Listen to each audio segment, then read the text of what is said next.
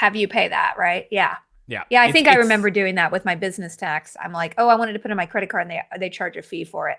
it's all the impulse purchases where the retailers are like, I would rather get your business than risk you leaving right now because you don't have the money in your checking account. But Yeah. like your mortgage, the bank's not in a, urgent to get you to pay the mortgage because if you don't, they're just going to come take your house. Yep. Okay, we just have time for maybe one more question. I don't know if our stream is down or not. This is strange. I've never had this problem. I know a college student who messed up is in 5K in debt right now, unable to pay all of it, and is paying a lot of interest. Any advice for them? Yeah, I met some guys that started a company called, or actually guys and girls who started a company called Tally, which is Mm-hmm. an app that helps you pay off your credit cards. And so they Yeah. help you consolidate in time. I think the website's meettally.com.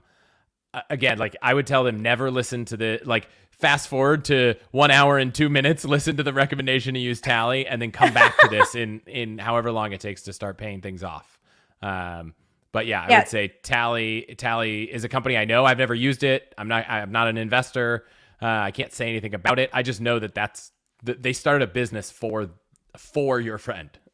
Yeah, just to be able to get a hold of this and not have to pay. Because I will be honest with you, this is how bad I love my mom so much, but this is how bad she basically was like, "Hey, I got a credit card in college. I turned 18 I was in the middle of college, and I remember an $800 limit, right? And she was like, "Just go put your books on it."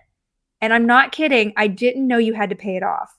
Yeah. So I ended up paying like $3,000 for a semester of books because my mom never educated me about paying off a credit card. And I didn't understand that if you paid the minimum, it wouldn't go down. Like, this is just, I never had that information.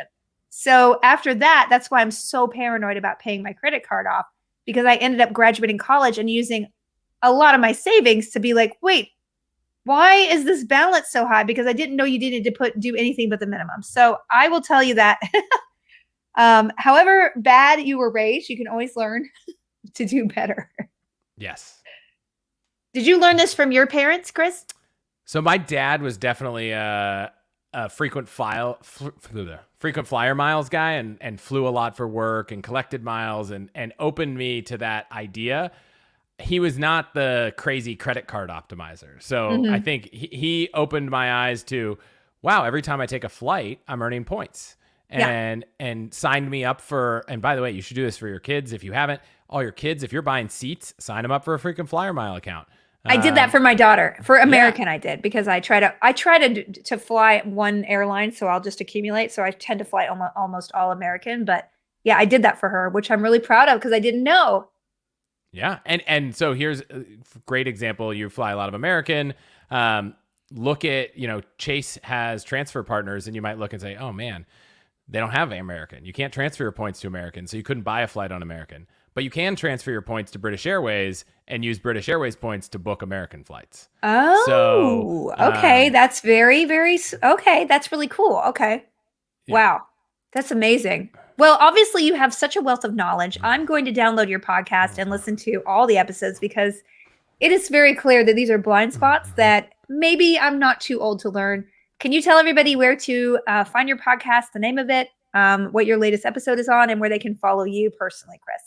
Yeah, you can check out allthehacks.com or just search in any Spotify, Apple Podcasts, Google Podcasts for All the Hacks. There's a ton of episodes in there. There's one all about credit cards. And I've gotten so many questions from listeners about how to spend credit card points that I'm going to do a mailbag episode in a couple weeks about that. Oh, yay. We did an episode last week about marriage, kids, and money with Andy Hill. There's every episode is tackling a new topic of hack, whether it's how to get a deal on a car, whether it's how to, travel. There's some great travel hacks in episode 1. I'm trying to think of all. There's I need to listen to all these. Also, I need a new car, so I was just gonna go have a car broker get me one. It's car brokers. So I interviewed the car chick who is a car broker, and she shared a lot of the hacks she uses to help get deals on cars. Gotta listen to it tomorrow. I'm not kidding. Yeah, my mom actually listened to that episode and was about to trade in her lease. And the hack that she shared on her episode, my mom made $6,000 the next day. It was like What? the moment where your mom calls you and she's like, I just listened to your podcast and I saved $6,000. I was like, this is like a Geico ad. That's amazing. So yeah, Okay. that was fantastic episode. I think that was number 4. We just tackle any and all kinds of hacks. I just interviewed today, and I think it'll come out next week, Kwame Christian, who's the director of the American Negotiation Institute.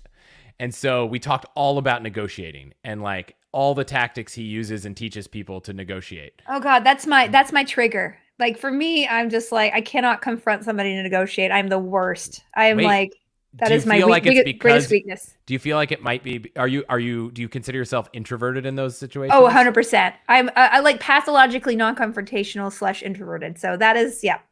So here's the kicker. He said, and I'll leave you with this.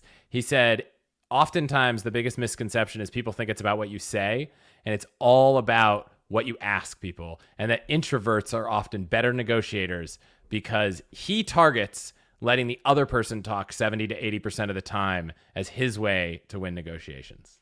Okay. Clearly, we all have a lot to learn from your podcast. I will be subscribing and listening, especially to the car one tomorrow. And thank you so much, Chris. I really appreciate it. Everybody, I'll be right back with a little bit of, I'm going to be playing some zombie shooter games after this. Nice. Because, credit card, debt, rage, those are good things to let out. But yeah, so thank you, everybody. And thank you, Chris. All the hacks. Okay, Yeah, I'll see you in a minute. Thanks for having me. Bye.